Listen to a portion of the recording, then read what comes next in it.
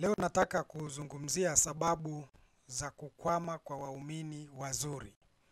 Nafikiri litakuwa ni somo muhimu sana kukusaidia katika maisha yako kama umewahi kujiuliza kwa nini watu ambao wanamcha Mungu, wanampenda Mungu, wanakuwa katika ugumu katika maisha yao. Kwa nini? Sababu ya kwanza ni kutokutumia akili kwa kisingizio cha kuwa watu wa rohoni. Katika dunia hii kuna kanuni zake za kuishi hapa, lakini pia kuna kanuni za kuishi kama mtu ambaye anategemea kwenda kukaa na Bwana milele. Sasa kuna watu ambao hawatumii akili zao bali kila kitu wanamwachia Mungu.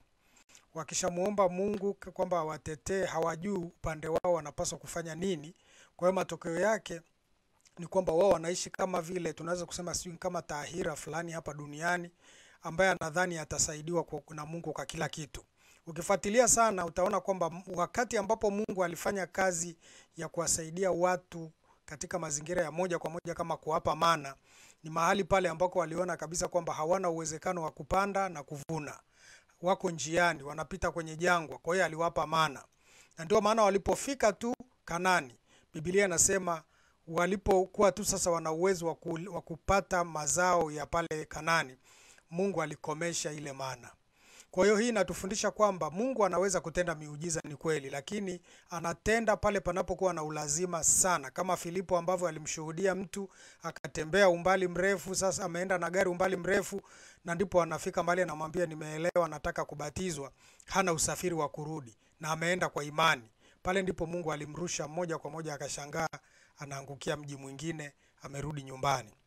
Kwa hiyo katika maisha yako uelewe vizuri kabisa kwamba sababu ya kwanza ni kutokutumia akili. Tumeambiwa tutumie akili inavyopasa ila tusitende dhambi. Kwa hiyo kunahitajika kuwa na kutakaswa akili zetu, kutakaswa mindset. Ili tukiwa bado hapa duniani tutumie akili zetu bila kuchanganya na maisha yetu ya kiroho ambayo ni ya kujitakasa kwa ajili ya kukaa na Bwana milele mbinguni. Kwa hiyo ni muhimu sana katika maisha yako kulielewa hili kwamba hili ni sababu namba moja. Kuna watu wengi ambao akishamuomba Mungu hatumii akili, hataki kutambua na kipaji gani, ana uwezo gani ambao Mungu amempa. Kila mtu ana potential au uwezo uliojificha ambako katika maisha yake. Jambo la pili ni kuishi duniani kama vile tayari tuko mbinguni. Hili nalo ni jambo jingine la muhimu sana ambalo unatakiwa kulizingatia kwamba bado tuko hapa duniani. Na kwa vile bado tuko duniani tutakumbana na mambo mengi katika maisha haya na tunapaswa kujua kanuni nyingi pia za kuishi hapa duniani. Wakati huo huo tukiwa tunajiandaa kwamba tutakwenda kukaa na Bwana milele mbinguni. Lakini kuna watu wanaishi kama vile tayari wameshafika mbinguni, kwa hiyo wanajikuta hawafanyi maandalizi yoyote ya maisha yao ya hapa. Wanachoamua kufanya ni kuwekeza tu au kujiandaa tu kwa safari ya mbinguni, ambayo nayo pia wakifuatilia sana hawawekezi chochote ambacho wanakifanya hapa duniani kwa ajili ya ufalme unaokuja. Kwa sababu hata kule mbinguni tunapokwenda lazima tupande mbegu, lazima tufanye vitu muhimu hapa duniani kumtolea Mungu ili tutengenezewe mazingira mazuri ya kukaa kule mbinguni. Lakini lazima tusisahau pia kwamba sisi tunahitaji na sisi tuvae vizuri, tunahitaji tuache familia zetu vizuri. Na ndio maana Biblia hiyo ina maandiko yanayotuambia kwamba mtu ambaye ni mcha Mungu vizuri anatakiwa aache urithi kwa watoto wa watoto wake. Maana yake ni kwamba pamoja na kuandaa watu kwa safari ya mbinguni, lazima pia tuelewe kwamba tunajiuliza tunawaachaje hawa watu ambao tuko nao hapa duniani. Watoto tuliopewa tutawaachaje tutakapoondoka.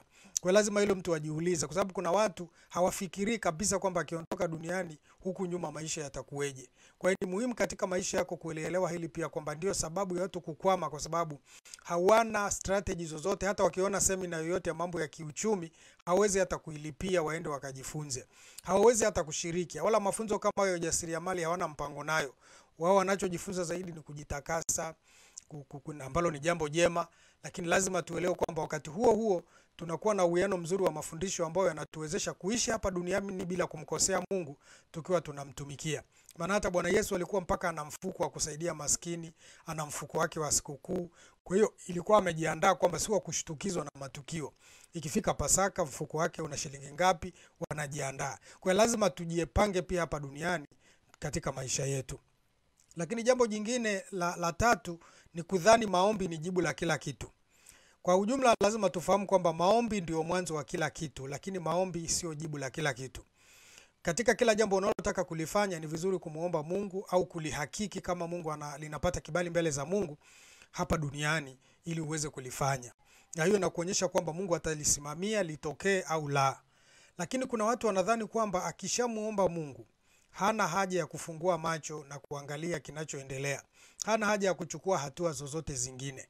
Sasa hili ni kosa kubwa ambalo mtu amemuomba Mungu anashindwa kuelewa akasubirie wapi. Yaani lazima uelewe kwamba majibu yako yatapatikana wapi. Kwa sababu hata Mungu Yesu alipoambia wanafunzi wake kwamba wasubiri ahadi ya Roho Mtakatifu, aliwaelekeza wasubirie wapi. Wale watu wanatoka Galilaya, lakini hawakusubiria Galilaya.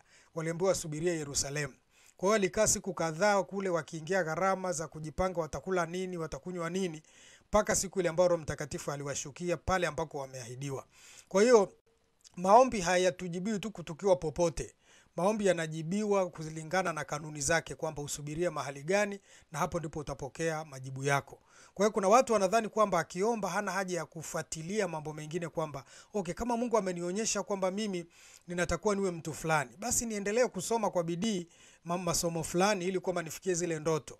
Kwa sababu itakuwa ni vigumu. Ni kweli Mungu anaweza kutenda muujiza, lakini bado una uwezo wa kujiandaa, kufanya maandalizi. Hata watu kama kina Musa, kina Paulo, kuna maandalizi yaliyochukua miaka mingi kabla ya kufikia mahali ambako wanatumwa kutimiza majukumu yao. Kwa hiyo ni vizuri kujiuliza katika lile ulilopewa na Mungu kwamba kuna maandalizi gani unayotakiwa uyafanye ili ya kuwezeshe katika lile ulilomuomba Mungu liweze kutimia. Kwa sababu kwa mfano Mungu amekuonyesha, umeona kabisa kwamba utakuwa daktari, alafu sasa hutaki kusoma. Sidhani kwamba kuna mtu atakupa hiyo kazi. Itakuwa ni ndoto tu ambazo umeonyeshwa, na hakuna mtu hata siku moja atakuajiri kwa sababu hutakuwa una elimu wala una cheti.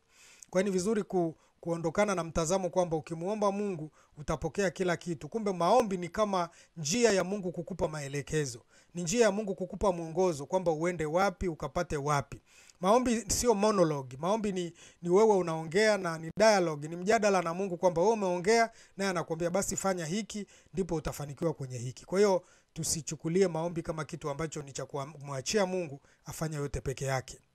Jambo la 4, kutojua na kutoangusha ngome za shetani.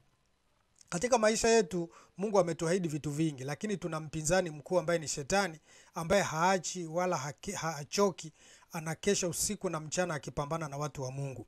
Tunakumbuka Danieli alipomuomba Mungu alisikiwa, lakini malaika alipokuja baada ya wiki 3 alimwambia kwamba Danieli, tangu ulipoanza kufanya maombi yako ulisikiwa, siku ile ulisikiwa, lakini nilishindwa kupita kwa siku 21. Kwa hiyo kuna upinzani mkali ambao hata malaika mwenye majibu yako anaweza kuzuiwa, kwa sababu sio malaika wote ambao wana nguvu za kupambana na shetani. Na ndio maana ilibidi malaika yule aliyetuma ujumbe kwa Danieli akamwambia kwamba hata sasa nimemwacha Mikaeli huko angani, ananisaidia vita hii ili niweze kurudi zangu. Kwa hiyo utaona kwamba hakuweza mpaka Mikaeli alipomsaidia. Sasa kipindi hiki tunalo jina la Yesu ambalo tunaweza tukalitumia katika kupambana vita hizi. Lakini lazima tufahamu kama kuna ngome gani ambayo inazuia maisha yako. Kuna majibu yako mengi ambayo Mungu alishayapitisha, lakini kwa vile huyafuatilii kwa maombi, unapokonywa njiani. Kuna watu wengi sana wamepokonywa majibu yao yakapelekwa kwa waganga wa kienyeji. Na ndipo unakuja kushangaa mtu ameenda kwa mganga wa kienyeji amepokea majibu ambayo yalikuwa ni ya kwako, kwa sababu ulishindwa kuyasimamia kwa mamlaka uliopewa ili yaweze kukufikia wewe. Kwa hiyo katika mambo mengi tunayomuomba Mungu, usifikiri tu kwamba yanakuja kirahisi. Mungu akishayaachia kule, wewe mpokeaji lazima uhakikishe umeomba kwa uzito na umeziangusha ngome. Na ndio maana Paulo akasema tuna silaha zenye uwezo katika Mungu hata kuangusha ngome. Kwa hiyo kuna ngome nyingi zinazuia maombi yako, zinazuia majibu yako, lakini unapaswa kuziangusha. Kwa hiyo usipoziangusha, kila siku utaendelea kuonyeshwa vitu ambavyo havitokei mpaka unaondoka duniani, na unaweza kadhani Mungu alikuwa mwongo, lakini ni wewe ulishindwa kusimamia kwa kuangusha ngome. Watu wengi hawana ufunuo wa maombi ya kuangusha ngome za shetani. Ndio maana tumeanzisha maombi yasiyo na kikomo hapa kutulipo, tunaita kliniki ya uponyaji. Mtu akishajiunga na kliniki hiyo anashiriki maombi yao kwa mfululizo mpaka majibu dhahiri yapatikane. Hakuna kuachia njiani. Kwa hiyo tumeendelea hivyo na tumeona Mungu akijibu mambo makubwa. Wengine wamejibiwa baada ya mwezi mmoja, wengine miezi 2, wengine 3, kulingana na uzito wa vita ilivyokuwa. Lakini la msingi tunajua tuna wajibu wa kuangusha ngome ili tupokee uhalisia, majibu halisi ya maombi yetu. Jambo la 5, kutojua utoaji unaomgusa Mungu. Watu wengi sana wana changamoto hii pia, kwamba wanamtolea Mungu lakini hawajui namna ya kumgusa Mungu. Mungu aliwahi kuwaonya watu kwa wake kwamba wasitoe sadaka katika mahali popote wapaonapo. Sio kila madhabahu ya kutoa sadaka. Unaweza ukatoa sadaka kwenye madhabahu ya nabii wa uongo na ukajikuta kwamba ameitumia kukukaanga, kukumaliza kabisa kwenye uchumi wako, na unakuta maisha yanakuwa magumu zaidi. Si kwamba wakati wote lazima tukimtolea Mungu atupe baraka za hapa duniani, lakini kuna upenyo utaupata. Hata kama sio baraka za kimwili, basi utaona baraka za kiroho, utaona wepesi, utaona Mungu akikuunganisha na fursa mbalimbali na akiwatumia watu kwa ajili yako. Kwa hiyo kutokujua utoaji unaomgusa Mungu, kutojua kwamba Mungu, nafasi yako katika kumtanguliza Mungu, kumtolea Mungu zaka kabla ya kitu kingine chochote, kabla ya matumizi yako, kutoa mahali sahihi. Kwa sababu wakati mwingine unaweza ukatoa kwa uaminifu, lakini unatoa kwenye udongo ambao ni wakuliwa na ndege tu, mbegu zako zinaliwa na ndege. Maana yake ni kwamba hazifiki kwa Mungu. Huyo mtu ana uhusiano na Mungu ambako umetoa sadaka yako hapo. Kwa hiyo tambua pia kwamba unahitaji kutambua madhabahu sahihi ambazo zitakuwezesha kile unachotoa Mungu akione kwamba umetoa kwenye madhabahu inayofanya kazi ya Mungu. Kwa sababu kama unamtolea Mungu kwa watu ambao wanajinufaisha wenyewe, wala ufalme wa Mungu haujengwi, wala hawatangazi habari njema za Mungu, wala hawafanyi bali wanagombana tu na kugawana, usitegemee kupokea, kwa sababu lazima pia utumie akili ipasavyo. Sio tu kwamba unatoa kwenye klabu fulani ukifikiri ni ibada au kanisa, na kumbe ni watu tu ambao wanatumia kwa manufaa yao wenyewe. Lazima utumie akili kwamba nataji sadaka hii isaidie kazi ya Mungu inayoonekana wazi kwamba ufalme wa Mungu unafikiwa. Kwa hiyo hakikisha kwamba unalifahamu hilo pia. Kwa hiyo watu wengi wanatoa sadaka lakini zinaliwa na ndege tu, hazikuangukia kwenye udongo wenye rutuba, na kwa hiyo maisha yao hayawi na mabadiliko ingawa wanamtolea Mungu kila siku. Kwa hiyo ni vizuri utumie akili vizuri na uhakikishe kwamba Mungu amekuunganisha na watumishi wa Mungu sahihi wanaoifanya kazi ya ufalme, ili upokee na wewe sehemu ya baraka ya yale wanaoyafanya katika ufalme wa Mungu. Lakini jambo la sita ni kukosa neno binafsi la kinabii la kutembea nalo. Hili ni tatizo pia jingine, kwamba sisi tunapewa neno fulani. Ukifuatilia watumishi wa Mungu kwenye Biblia utaona kwamba kila mmoja alikuwa na neno ambalo Mungu anampa, na hilo ndio linalompa upenyo. Na hakuna mtumishi wa Mungu, sio mpaka mtu awe mchungaji au mwinjilisti, ila kuna watu wengi ambao wana utumishi mwingi wanaofanya hata katika kusapoti kazi ya Mungu. Tunakumbuka waliotajwa hata wanawake waliokuwa wanamhudumia Yesu kwa mali zao. Hawakuwa wanaenda na yeye popote, lakini walikuwa wamejikomiti kwa ajili ya kusapoti kazi ya Mungu. Sasa cha msingi huwa na neno la kukuongoza. Musa alipewa neno la kumuongoza wakati anapoenda kuwatoa na Waisraeli kwenye makucha ya Farao, lakini hata Paulo alipewa neno kwamba utawatoa watu kwenye ufalme wa giza uwaingize kwenye ufalme wa Mungu.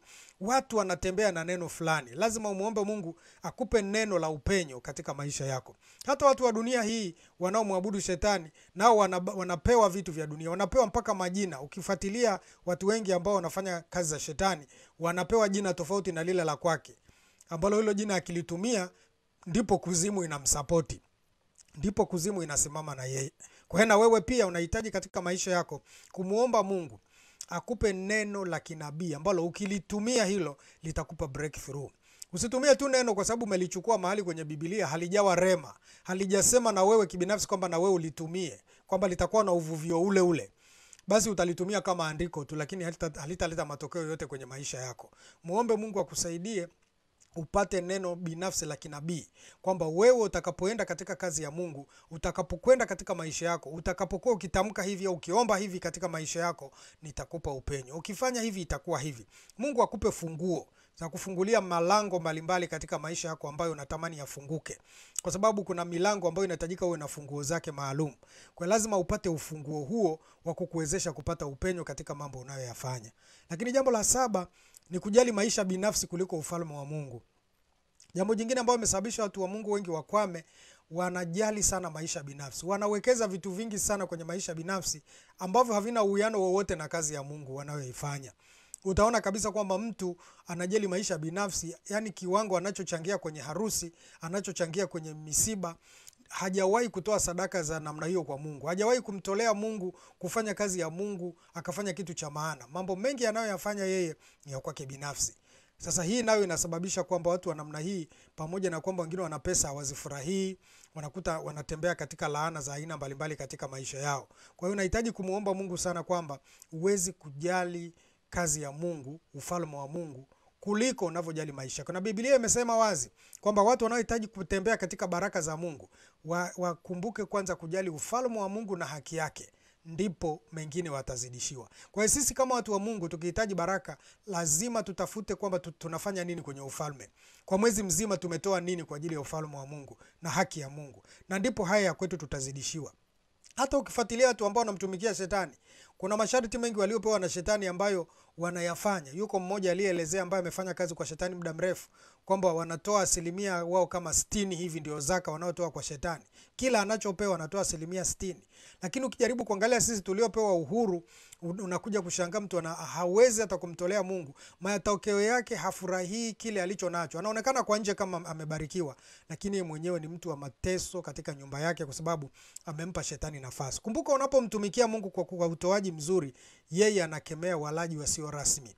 Amesema nitamkemea yule alaye. Sio tu kwamba anakubariki, lakini anakemea vitu ambavyo vinataka kuingilia baraka zako ili usizifurahie. Kwa hiyo nimependa uyaelewe haya ya kukusaidia katika maisha yako kwamba ziko sababu zinaweza zikamfanya mtu akawa ni muumini mzuri, lakini ukakuta hafanikiwi, ukakuta anakwama katika maisha yake na ukajiuliza kwa nini. Nimependa kukushirikisha sababu hizi chache, ingawa ziko nyingi, za kukusaidia siku ya leo. Kwa Mungu akusaidie, fanyia kazi mambo haya ya kusaidia katika maisha yako ili uone kwamba Mungu ataonyesha wema wake kwako. Na ndio maana akasema mkikubali na kutii mtakula mema ya nchi. Hakusema tu kwamba kwa vile wewe ni mtu wa Mungu na muabudu Mungu utakula mema ya nchi. Ukikubali na kutii, kuna maelekezo na maagizo ya Mungu ambayo lazima tuyatii na lazima tuyatekeleze.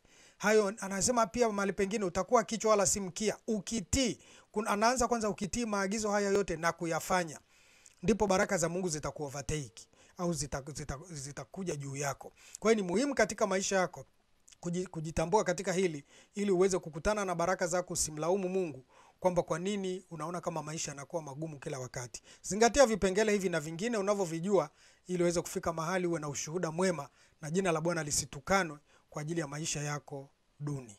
Mungu akubariki.